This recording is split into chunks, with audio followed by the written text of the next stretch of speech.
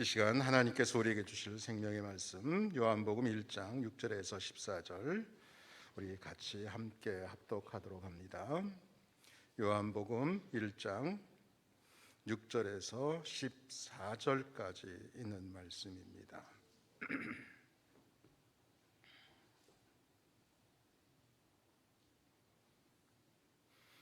같이 시작하겠습니다.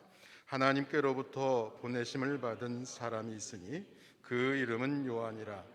그가 증언하러 왔으니 곧 빛에 대하여 증언하고 모든 사람이 자기로 말미암아 믿게 하려 함이라. 그는 이 빛이 아니요 이 빛에 대하여 증언하러 온 자라. 참 빛 곧 세상에 와서 각 사람에게 비치는 빛이 있었나니 그가 세상에 계셨으며 세상은 그로 말미암아 지은 바 되었으되 세상이 그를 알지 못하였고 자기 땅에 오매 자기 백성이 영접하지 아니하였으나 영접하는 자 곧 그 이름을 믿는 자들에게는 하나님의 자녀가 되는 권세를 주었으니 이는 혈통으로나 육정으로나 사람의 뜻으로 나지 아니하고 오직 하나님께로부터 난 자들이니라. 말씀이 육신이 되어 우리 가운데 거하심에 우리가 그의 영광을 보니 아버지 독생자의 영광이요 은혜와 진리가 충만하더라. 아멘. 우리 14절 말씀 한 번 더 같이 읽겠습니다. 시작. 말씀이 육신이 되어 우리 가운데 거하심에 우리가 그의 영광을 보니 아버지의 독생자의 영광이요 은혜와 진리가 충만하더라. 아멘. 오늘 우리 문 목사님이 격리 화요일까지 격리 중이시라서 제가 오늘 예배를 인도하게 됐습니다.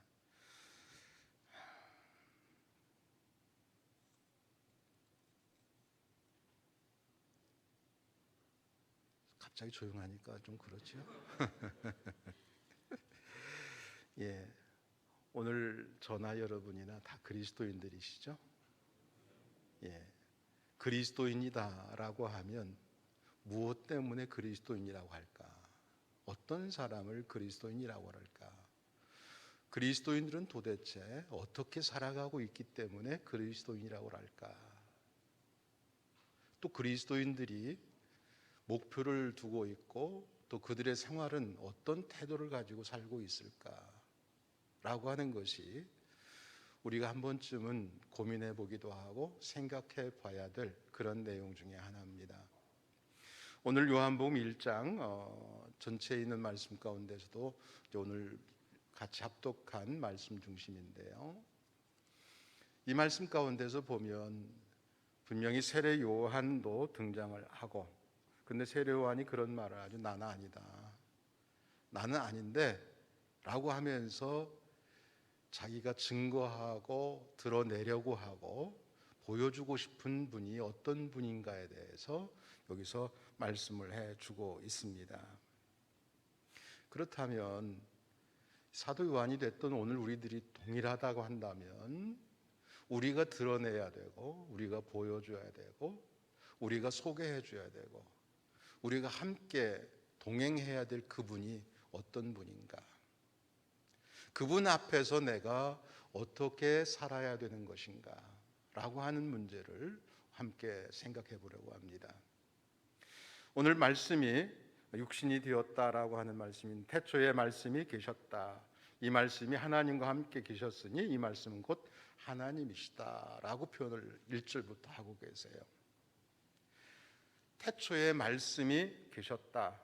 이 말씀이 하나님과 함께 계셔서 온 우주를 창조하셨고 그 말씀은 곧 하나님이다 라고 말씀하셨어요. 그리고는 14절에 있는 말씀에 보면 말씀이 육신이 되어 우리 가운데 거하셨다라고 말씀하십니다. 그러면 말씀이 곧 하나님이셨고 그 하나님이셨던 말씀이 우리 가운데 거하셨다라고 한다면 곧 하나님이 우리 안에 오셨고 우리 가운데 계신다라고 하는 것이죠.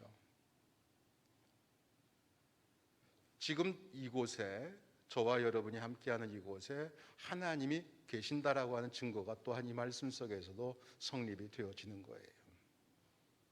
여러분 안에 말씀이 있다라고 한다면 이미 여러분은 하나님과 함께 거하는 것이 되는 거예요. 내 안에 하나님의 말씀이 거하기 때문에 나는 그리스도인이라고 말할 수 있고, 내가 그리스도인이라고 했다고 한다면 내 삶의 목표, 내 삶의 태도, 내가 삶을 추구하는 모든 것들이 하나님의 말씀이 중심이 되어지는 것, 이것이 그리스도인이라고 하는 것이죠. 그렇다면 이 하나님의 말씀이 내 속에서 거하고 말씀이 내 속에서 역사되어지는 것, 말씀이 육신되어지는 이 놀라운 감격이 어떤 것을 통하여 이루어지고 그것이 어떻게 성취되어질 수 있을까? 이것의 힌트는 에덴 동산에서 있죠. 하나님께서 에덴 동산에 사람을 창조하시고 그에게 말씀하십니다. 하나 약속하자. 동산의 중앙에 있는 것은 먹지 말고 라고 명령을 하시고 지키라고 말씀하십니다. 근데 아담과 하와가 하나님의 그 말을 듣고 그대로 순종했다라고 한다면 오늘 우리들에게 있어서 요한복음 1장의 말씀이 어떻게 보면 필요 없는 말씀일 수도 있겠죠. 그런데 아담과 하와가 그곳에서 불순종함으로 인해서 죄가 이 땅에 들어온 겁니다. 곧 순종과 불순종이 나뉘어졌고, 순종은 하나님의 말씀 안에 거고 말씀이 말씀되어진 역사가 되는 것이고, 불순종은 죄가 되어지고 하나님을 거역하는 것이 되어지고 하나님의 말씀이 거하지 않는 것이 되어졌다라고 하는 것입니다. 그렇기 때문에 불순종은 죄의 종이 되는 거죠. 여기서 하나 살필 수 있는 것은 하나님이 아담에게 주어진 것 중에 하나가 뭐냐면, 너는 내 말을 들었니? 그렇다면 너는 선택해라. 순종을 선택하라. 선택의 자유를 그에게 주신 것이죠. 이 선택의 자유를 통하여서 아담은 무엇을 선택했나? 불순종을 선택했다고 볼 수 있습니다. 오늘 우리들이 그리스도인으로 살아가지만 수없이 많은 순간순간마다 선택의 기로에 있습니다. 내가 하나님의 사람으로 그리스도인으로 살아가면서 내가 오늘도 어떤 것을 선택할 것인가의 결과에 따라서 우리의 삶의 결과물은 전혀 다른 결과물들이 되어지는 거예요. 여러분들이 하나님의 말씀에 순종했다고 한다면 하나님의 영광이 그곳에 함께할 것이고 하나님의 말씀이 이루어지는 은혜가 있을 것이지만, 불순종한다면 죄의 종로로 타는 그러한 일들이 일어나게 되는 거죠. 그래서 예수님께서 이 땅에 오신 이유가 오늘 말씀 요한복음 전체 속에서 포함시켜서 보여주고 계십니다. 분명한 것은 우리 인간 자체로는 하나님을 볼 수가 없고 만날 수도 없었습니다. 왜냐하면 죄 가운데 불순종의 자녀들이었으니까. 그래서 하나님이 우리들에게 하나님을 보여주시기로 결정하신 것이 바로 뭐냐면, 말씀이 육신이 되어져서 우리 가운데 거하시는 것이 하나님을 보여주는 것이 된 거예요. 분명히 하나님께로 보내심을 받은 요한이라고 하는 말은 했지만 요한은 그런 사람이 아니다. 내가 아니라 진짜 살아계신 그 말씀이 우리 가운데 올 것이고 그분이 곧 빛이고 빛이신 그분이 말씀이고 말씀이신 그분이 곧 하나님이시다 라고 강조를 하고 계십니다. 그런데 세상은 알지 못했다. 그래서 순종과 불순종의 차이점의 특징은, 순종은 하나님의 것을 하나님께로 돌려드리는 것이고요, 불순종은 하나님의 것을 내 마음대로 쓰는 것이 불순종입니다. 내게 주어진 것, 그 모든 것의 선택 결정은 우리들이 할 수 있어요. 그래서 성경에서 본 율법의 완성이라고 할 수 있는 사랑을 말씀하십니다. 그 사랑 가운데 이렇게 원수를 사랑하라, 네 이웃을 내 몸처럼 사랑하라, 하나님을 사랑하라.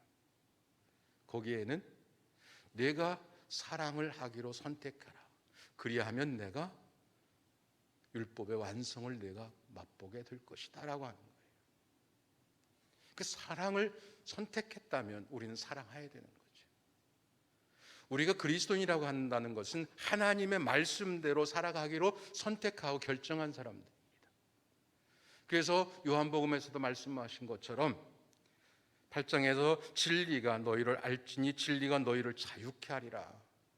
죄의 종로로 했던 우리들이 이제 진리이신 예수님께서 오셨고 그 예수님이 내 안에 거한다면 나는 이제는 진리 안에서 영적인 자유를 맛볼 수 있는 사람, 다시 말하면 순종의 열매를 하나님께로 돌려드릴 수 있는 그 영적인 자유를 우리가 누릴 수 있는 사람이 되었다라고 하는 것이죠. 그래서 순종이라고 하는 것은 다른 말로 말하면 우리에게 주어진 영적인 자유를 하나님께로 드리는 것이 순종이에요. 내게 주어진, 내가 받은 진리 안에서 자유케 되어진 이 복음을 하나님의 영광과 하나님을 위해서 돌려드리고 하나님 것만을 나타내는 삶으로 살아가겠다라고 결정하고 그 길을 걸어가는 사람, 이것이 곧 순종한 사람들에게 주어진 하나님의 축복이라고 말할 수 있습니다. 순종과 사랑이 선택이기 때문에 우리들에게 그 책임이 주어져 있습니다. 하나님의 그 책임이 있는 것이 아니죠. 그렇다면 사단은 이 일을 놓고 어떻게 알고 있을까요?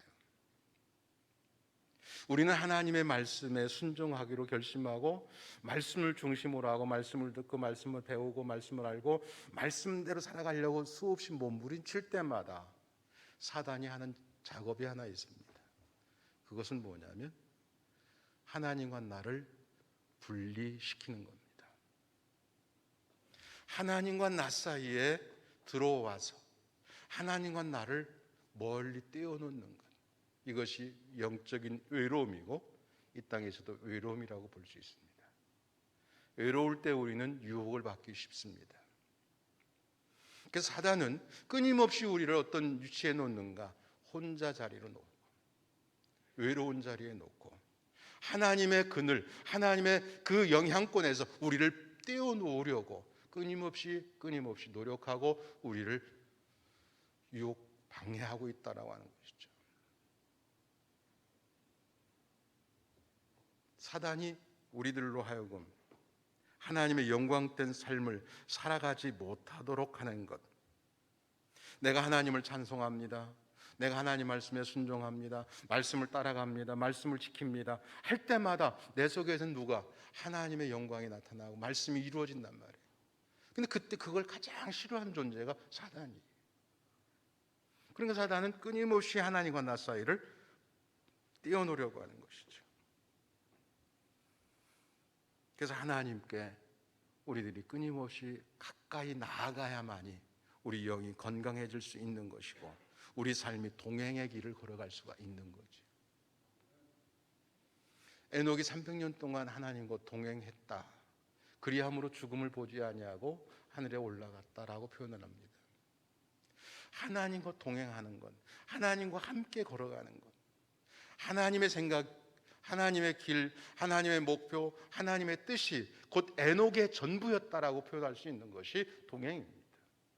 오늘 우리 그리스도인들이 하나님 말씀과 함께 하나님의 말씀에 순종하고 동행한다라고 한다면 나의 삶의 목표도, 나의 삶의 태도도, 나의 삶의 스타일조차도 무엇이 돼 하나님처럼 되어야 된다는 거예요. 그러니까 여러분의 언행도 곧 하나님처럼 사랑의 메시지로 찬양의 메시지가 들러 나와야 되는 것이지. 그런데 우리는 그 속에 자꾸 누가 들어오냐면 방해꾼이 들어오죠. 그래서 무엇을 찬양할 것을, 감사할 것을, 기뻐할 것을 원망하게 하고 불평하게 하고 시기하게 하고 질투하게 하고 그때마다 우리 영은 파괴되어지고 영은 불안하게 되어지고 영은 혼돈 속에 빠지게 되어지고 하나님의 말씀이 내 속에서 멀어질 수밖에 없게 되는 겁니다. 그럼 순종이라고 하는 건 뭐냐? 하나님의 영광의 삶을 살아가는 것이 곧 순종입니다. 오늘 본문 말씀 14절에 있는 말씀 다시 한번 보면 말씀이 육신이 되어 우리 가운데 거하심에 우리가 그의 영광을 보았다. 그 영광은 아버지의 독생자의 영광이었고 은혜와 진리가 충만했다라고 표현합니다. 우리가 볼 수 없었던, 우리가 만질 수 없었던, 우리가 체험할 수 없었던 그 하나님이 말씀으로 우리 안에 오셨다라고 표현하신 거예요. 말씀이 육신이 되어서 이 땅에 예수님이 오신 것이죠. 그리고 그 육신이 되어 우리 가운데 거하셨다.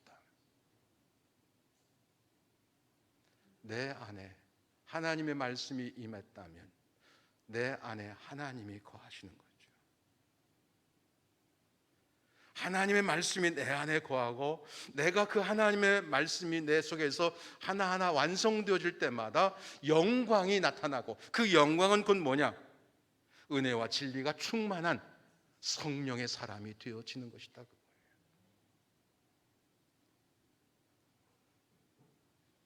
예수님께서 이 땅에 오셨을 때는 제자들이 함께 거했습니다. 제자들은 예수님과 함께 거하면서 예수님을 만졌고 예수님과 함께 먹었고 예수님과 함께 잠을 잤고 예수님과 함께 걸어 다녔습니다. 그리고 그들의 삶은 정말 아름다운 삶이에요. 이제 그 예수님이 십자가를 통하여 그리고 부활을 통하여 승천하시고 우리에게 성령을 보내시고 성령을 통하여 우리 안에 내주하시겠다고 말씀하셨습니다. 보혜사 성령이 내 안에 오신 거예요.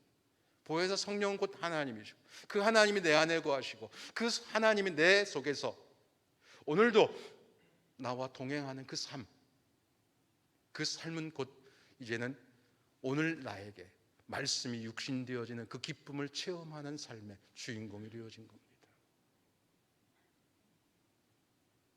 신앙생활의 승패는 우리가 얼마만큼 성령을 의식하며 살아가느냐가 결과일 수 있습니다. 몸을 입고 오신 예수님을 만나는 사람, 그 사람들에게 하나님을 보여주셨습니다.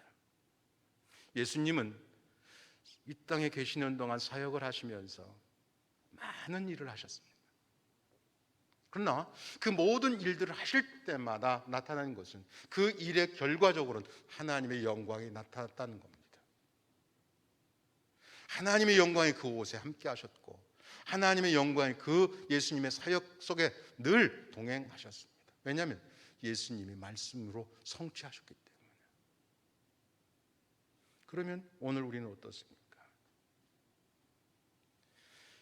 그 예수님이 이 땅에 오셔서 직접 말씀이 육신되어져 그 하나님의 영광, 진리와 은혜가 충만한 그 영광을 보여주셨던 것처럼 성령이 우리 안에 오셨고 성령이 내 안에 거하고 성령이 내 속에서 역사한다고 한다면 이제는 내가 곧 그 성령의 사람으로 말씀을 통하여 은혜와 진리가 충만한 사람이 되어지는 것이죠.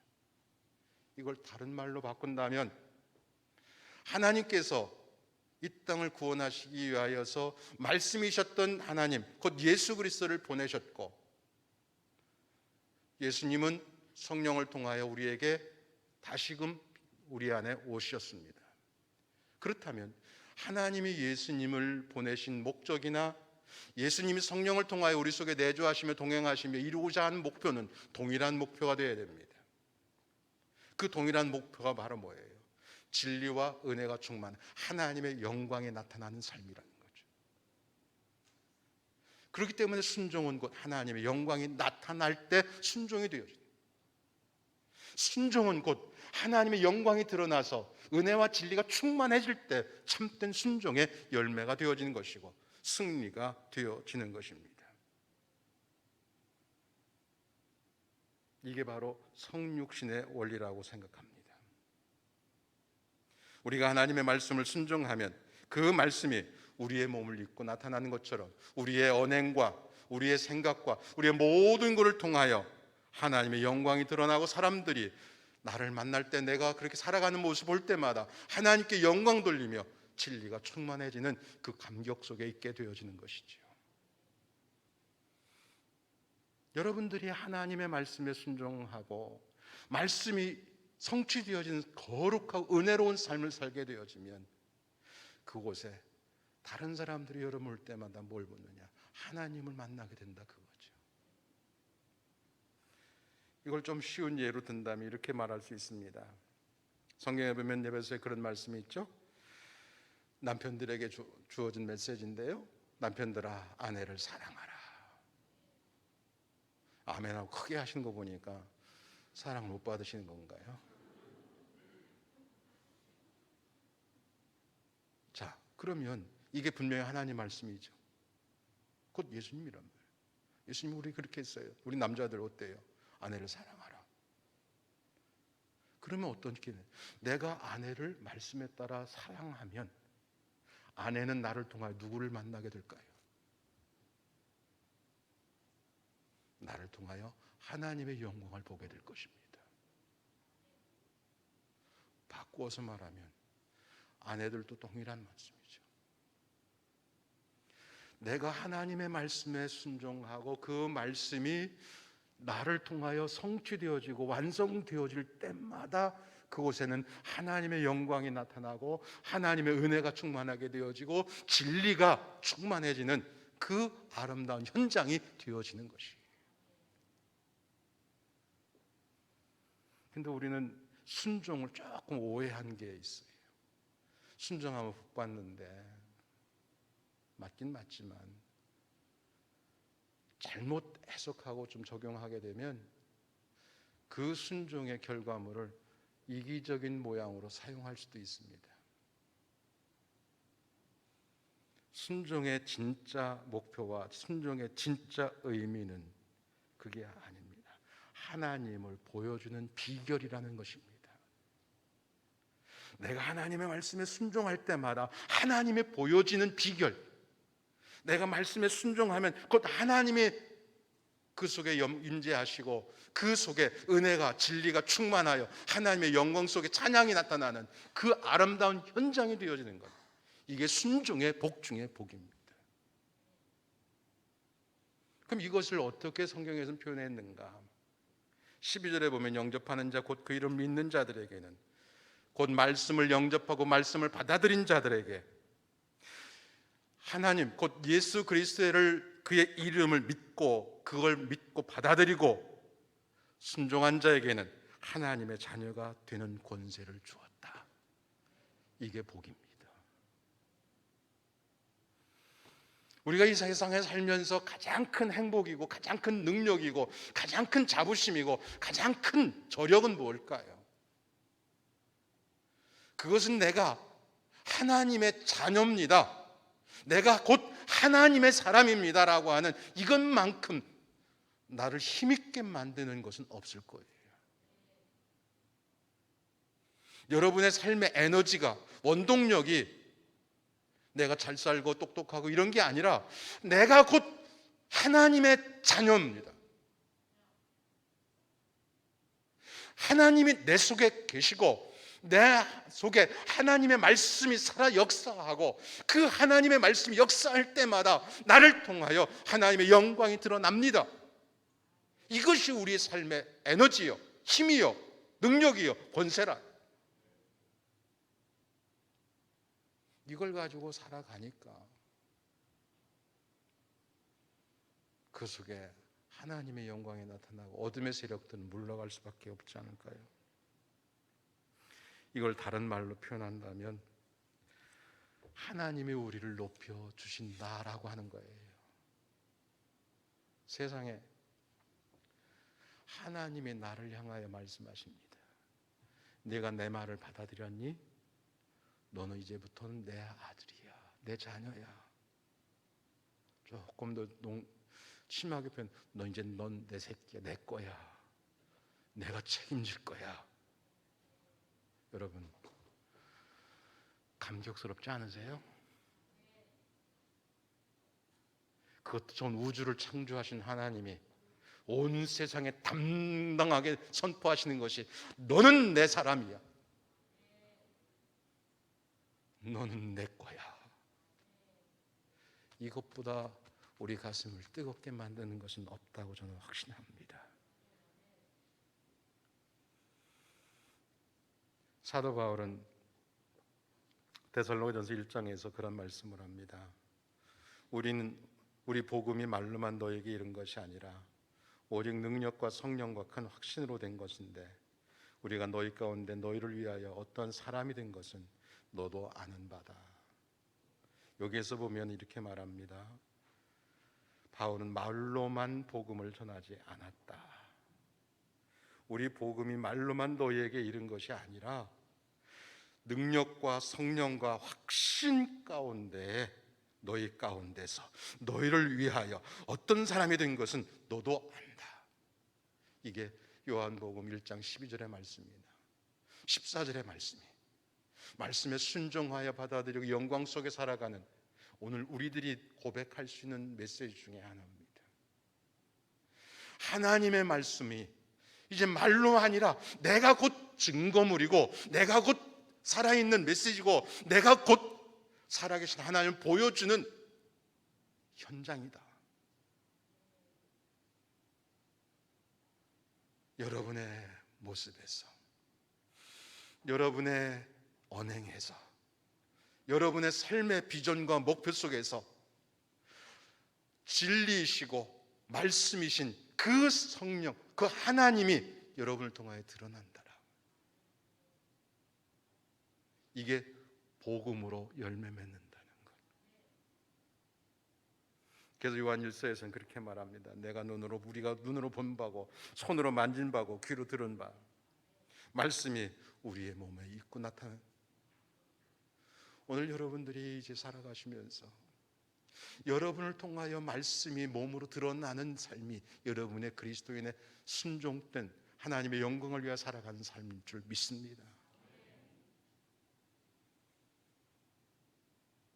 저는 이 부분에 와서 제가 좀 조금 격해지기도 하는데,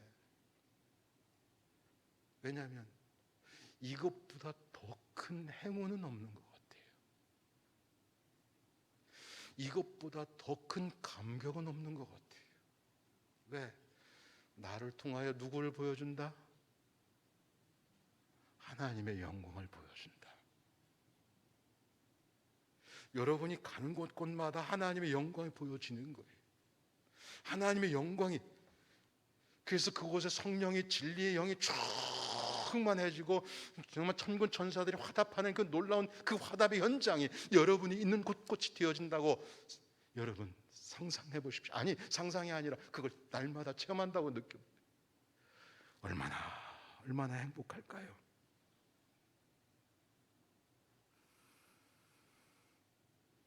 그러면 이렇게 살려고 하면 뭐가 필요할까요? 이렇게 살아가는 길은요, 많은 것이 필요하지만 그 중에 하나가 영적인 분별력이 좀 필요합니다. 우리가 성령으로 살고 하나님의 말씀을 이루고 살아가는 데 있어서 분명히 내 속에 말씀도 계시고 성령의 간섭도 계셔요. 그런데 그럴 때마다 우리는 영적인 분별이 있어야 되는 것은 뭐냐면, 우리가 하나님 성령을 따라가지만 우리 곁에 똑같이 쫓아와서 우리를 또다시 이간질하고 우리를 흔들려고 하는 존재가 항상 같이 있다라고 하는 거예요. 이걸 쉽게 이해하시면 돼요. 여러분, 이쪽엔 빛이에요. 환하게 보여요. 그런데 바로 그 옆에 뒤에는 어두워요. 같이 붙어 있어요. 어둠의 세력은 우리를 같이 붙어 다니면서 우리를 흔들어 놓고 우리를 비집고도록 자꾸만 그쪽을 보게 만들어요.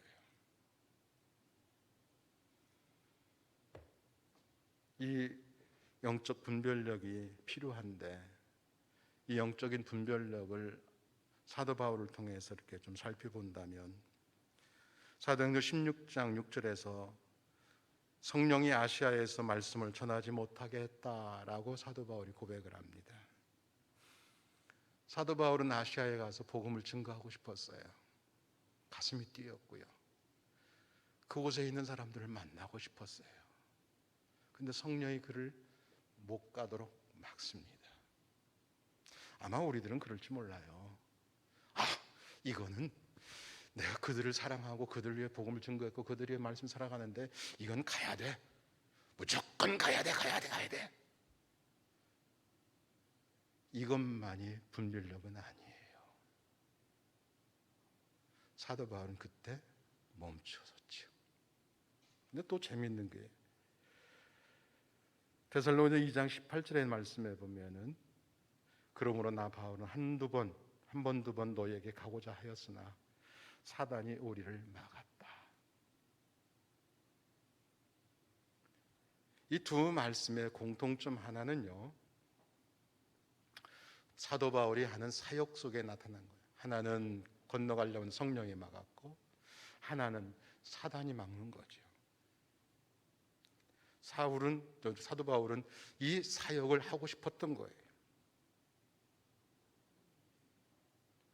1차 전도여행에서 주님을 만난 사람들 도우려고 하는 그 선한 목표, 그 뜻을 위해서 2차 전도여행을 시작했던 사도 바울에게 나타난 현상 중에 하나입니다.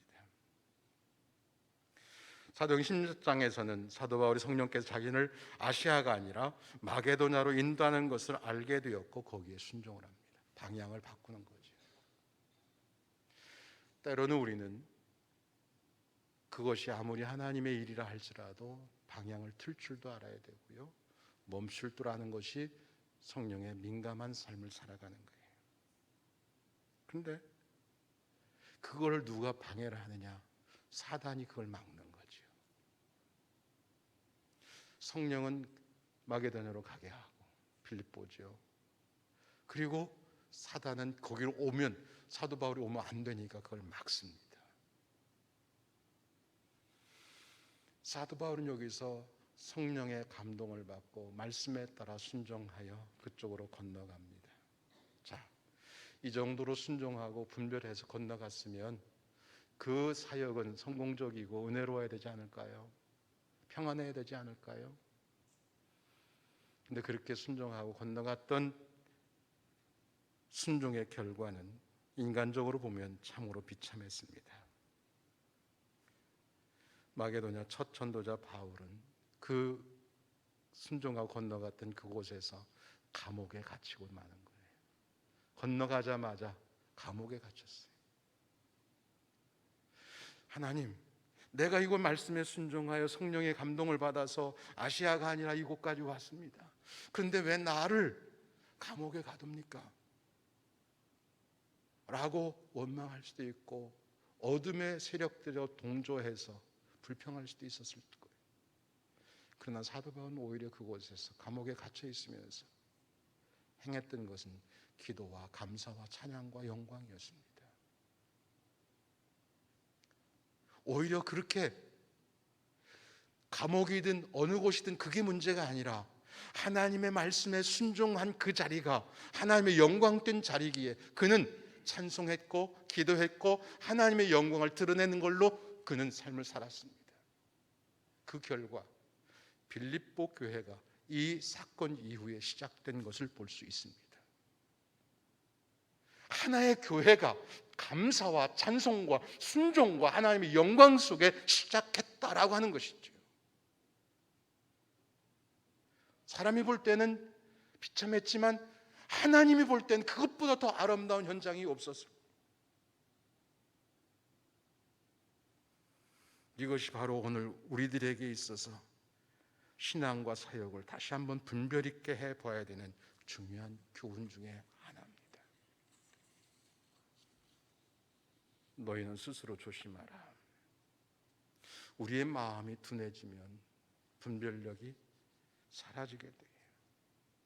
그래서 우리를 스스로 조심하라고 말씀합니다. 조심하게 되어지면 걸려 넘어지는 일이 없습니다. 그러나 조심하지 않으면 걸려 넘어질 수밖에 없습니다. 오늘 우리들에게 주어진 비전, 사도 바울이 가지고 있었던 비전 동일한 것일 수 있습니다. 말씀대로 살고 말씀이 육신되어진 그 현장에 다른 영혼들이 하나님께 영광 돌린 그 현장이 되어지고 그곳에서 하나님을 찬송하고 기도하고 예배하는 거룩하고 아름다운 교회가 시작되어지는 것, 이것이 오늘 우리들에게도 동일한 꿈일 수 있습니다. 그렇다면 이것은 우리에게 영적으로 분별하여 하나님의 말씀을 잘 순종하여 그곳에서 하나님의 영광이 드러나도록 하는 그것이 우리 삶의 비전이 되어야만이 될 것입니다. 우리는 예수를 믿으면서 평생 살아갑니다. 어떻게 보면 일생을 살면서 마지막 종점에 와서 모든 것을 허망하게 쓸어버리고 무너뜨리는 그런 경험들도 하게 될 겁니다. 그러기에 우리는 처음부터 끝까지가 굉장히 중요해요. 가면 갈수록 마지막 순간이 더 아름다워야 돼요. 여러분의 일생에 있어서 마지막 순간 하나님 앞에 불리움받는 그 순간의 아름다움을 한번 꿈꾸면서 살아가시기 바랍니다. 그 마지막 순간, 그 마지막 현장에 말씀이 육신되어졌고 그 말씀이 성취되어졌고 그 말씀이 하나님의 영광을 드러내게 되어지고 그 말씀이 영광으로 드러난 그곳에 수많은 하나님의 사람들이 모여서 같이 찬송하고 진리와 은혜가 충만해지는 그 현장 속에 여러분 주인공이 되어지고 여러분 삶을 마무리한다고 한다면 이것보다 큰 행복이 없을 거예요. 어떻게 보면 우리 교회가 말씀이 육신되어지고 그 말씀이 육신되어진 것이 우리를 통하여 하나하나 완성되어지고 그 말씀이 성취되어지고 그 성취된 말씀이 하나님의 영광을 드러내고 그 영광을 드러낸 그곳에 진리와 영광이 충만하여 찬송과 기도와 영광이 온 교회 안에 충만해진 그곳이 살아있는 교회예요. 생명력 있는 교회예요. 은혜가 있는 교회예요. 능력 있는 교회예요. 베들교회가 될 줄 믿습니다. 그 주인공들이 여러분입니다. 이 일은 여러분들이 이제는 완성하셔야 됩니다. 예수님이 여러분에게 맡겨주셨습니다. 내가 너에게 성령을 보냈다. 너희들이 내 이름으로 구하라. 내가 이루어 줄겠다. 영접했지? 이제 너는 하나님의 자녀야. 모든 권세를, 모든 백그라운드를 하나님 우리한테 허락하셨습니다. 이제 오늘 여러분들이 그걸 성취해내셔야 됩니다. 말씀이 육신되어지는 그 권세를 여러분 보여주셔야 됩니다. 여러분이 살아계신 하나님의 영광이 드러나는 거룩하고 순종된 삶의 주인공 되시길 보여주셔야 됩니다. 이제는 말로만 아니라 여러분 삶과 증거물로 여러분을 보여주시고 그곳에서 하나님의 영광이 드러날 수 있기를 축복합니다.